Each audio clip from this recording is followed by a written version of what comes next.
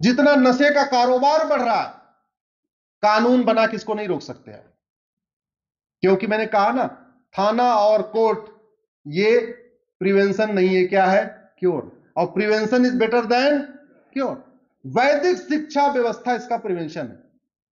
भारत सरकार, आशा करता हूं कि जिस तरीके से सारे कार्यों में आगे काम हो रहा है, एक के बाद एक लगातार हो रहा है, सबसे पहले हमें बच्चे को अच्छा भारतीय बनाना, सबसे पहले बच्चे को अच्छा इंसान बनाना है। सबसे पहले बच्चा अच्छा भाई बन जाए, अच्छी बहन बन जाए, अच्छा पुत्र बन जाए, अच्छी पुत्री बन जाए, अच्छा इंसान बन जाए, वो बनाना है। ये जो बचपन से हमने शुरू कर दिया इंग्लिश। और एक चीज आप और ध्यान रखिए, इंग्लिश लाइफ में जितनी जल्दी आनी शुरू हुई है, भारत की संस्कृति उतनी जल्दी डिफॉर्म होना शुरू हो गई। आप नोटिस करना है इसको। जैसे हम लोग थे, हमने ए फॉर एप्पल छठवीं में पढ़ा था। हमने ए ऐसे बनता है, ये पहली दूसरी में नहीं सुना, छठवीं में पढ़ा था। हाँ, उसके पहले में संस्कृत पूरी हमने पढ़ लिया। आज संस्कृत एकदम साइड लाइन हो गई, मतलब जस्ट केवल पास भरने के लिए हो गई।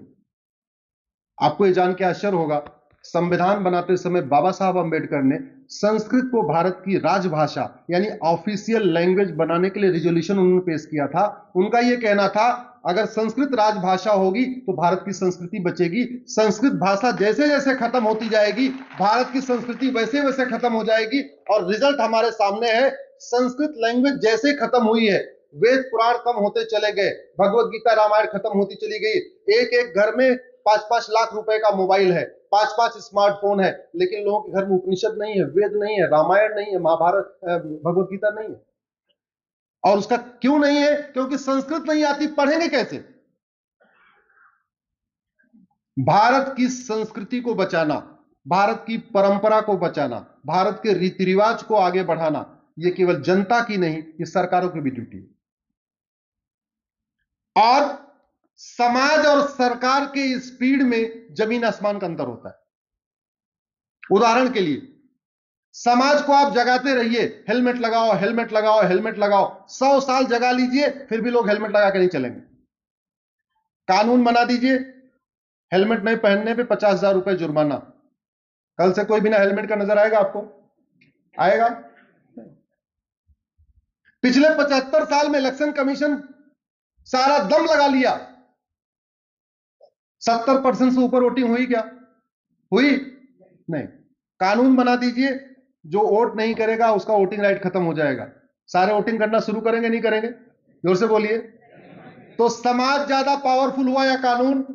जोर से बोलिए जरा। कानून। आप सबको कहते रहिए भगवत गीता पढ़ो, रामायण पढ़ो, ये पढ़ो, वो पढ़ो, आधे पढ़ेंगे, आधे नहीं पढ़ेंगे।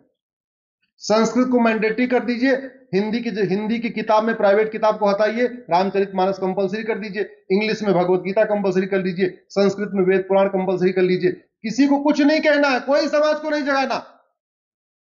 8वीं पास करते करते, 10वीं पास करते करते, नहीं तो पास करने के डर से कि भैया 33% तो लाना है, पास तो करना ही करना है, नहीं तो फेल हो जाऊंगा, रिजल्ट नहीं मिलेगा, सब पढ़ लेंगे, नहीं पढ़ लेंगे। हमारे देश में इतने कथावाचक हैं, इतने महामंडलेश्वर हैं, इतने धार्मिक गुरु, आध्यात्मिक गुरु, सब कहते हैं सच बोलो, सच बोलो, सच बोलो। लोगों ने झूठ छोड़ी क्या? जोर से बोलिए। नहीं। एक कानून बना दीजिए, झूठ बोलने पे 10 से 20 साल सजा होगी। हर जिले में एक नार्को पॉलीग्राफ ब्रेन मैपिंग की लैब बना दीजिए। 1 करोड़ रुपए में नार्को पॉलीग्राफ ब्रेन मैपिंग बन जाती है। मैं तो कह रहा हूं हर थाने बना दीजिए। जो शिकायत करने आएगा उसे अंडरटेकिंग ले लीजिए, भाई तुम शिकायत कर रहे हो, नीचे लिखो, इसके लिए आवश्यकता पड़ने पर मैं अपना narco polygraph brain mapping test भी कराऊंगा।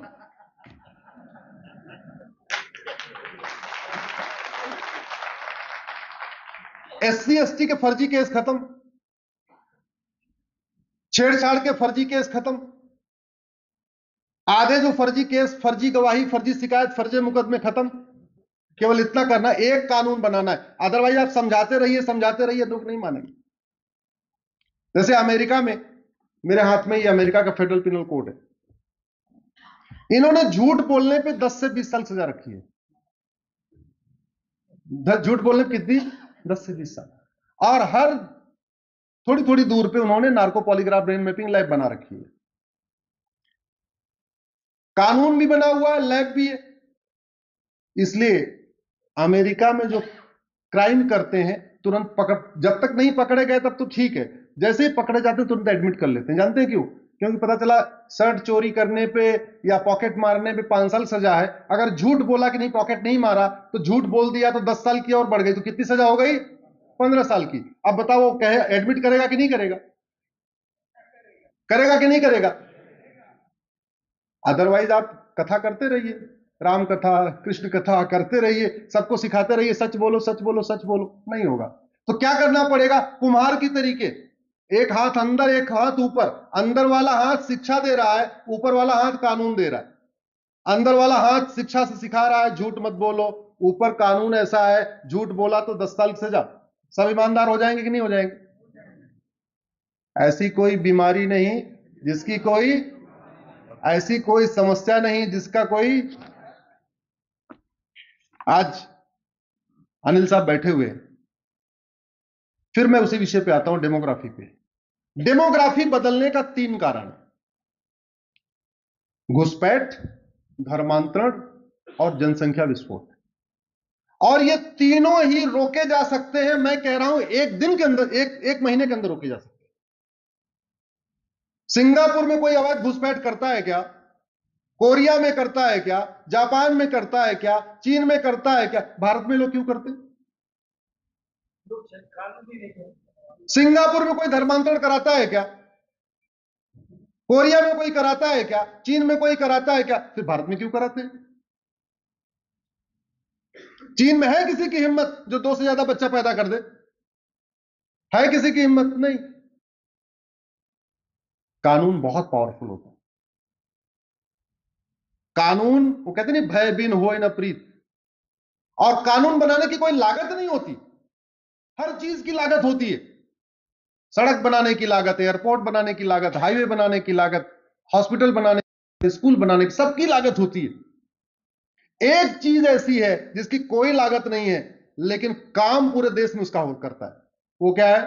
कानून। और हमने हर जगह जहां जहां पैसा खर्च होता है वो सारे काम किए।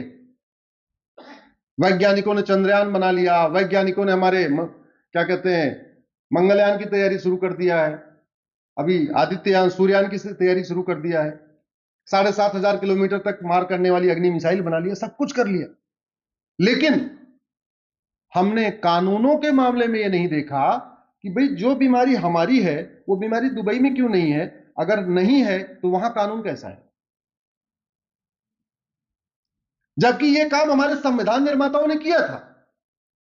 संविधान निर्माताओं ने 50 देशों का संविधान पढ़ा था, 10 देशों के संविधान की कॉपी किया था। यह अलग बात है कि जिन देशों के संविधान की कॉपी किया था, इनफैक्ट उन्होंने हमारे वेद पुराणों की कॉपी किया था, यह अलग बात है। लेकिन जापान से लिया, आयरलैंड से लिया, सिंगापुर से लिया, रूस से लिया, साउथ अफ्रीका से लिया, 10 देशों से लिया था। मैंने एक पीआईएल फाइल किया, अभी भी सुप्रीम कोर्ट में चल रही है, और मैंने कहा कि धर्मांतरण राष्ट्र की सुरक्षा के लिए खतरा है। क्यों? क्योंकि धर्मांतरण से राष्ट्रांतरण होता है, धर्मांतरण से रीति रिवाज बदलता है, धर्मांतरण से तीज त्योहार बदलता है, धर्मांतरण से जीवन शैली बदलती है, लाइफ स्टाइल बदलती है, धर्मांतरण के बाद सोच बदलती है। और हमने कश्मीर में देखा है, कुछ दिन पहले फारूक अब्दुल्ला साहब ने एडमिट किया था, अभी कुछ दिन पहले गुलाम नबी आजाद साहब ने एडमिट किया कि हम सारे हिंदू हैं। जब सारे हिंदू हैं तो वहां के हिंदुओं को पलायन वहीं के हिंदुओं की, वहां के मुस्लिम ने क्यों करवा दिया जब सारे हिंदू ही थे? क्यों? क्योंकि धर्मांतरण के बाद सोच बदल जाती है। धर्मांतरण से राष्ट्रांतरण होता है, धर्मांतरण राष्ट्र की सुरक्षा के लिए खतरा है, और राष्ट्र की सुरक्षा के लिए जो खतरा है उससे निपटने के लिए हमारे पास कानून भी है। उसका नाम ही है राष्ट्रीय सुरक्षा कानून, इंग्लिश में कहते हैं एनएसए, नेशनल सिक्योरिटी एक्ट। लेकिन सरकारें लगाती नहीं, पता नहीं पुलिस कप्तान, पुलिस कमिश्नर क्यों डरते हैं एनएसए लगाने से। मैं बहुत लोगों को बोला आप एनएसए लगाइए कन्वर्जन कराने वालों पे,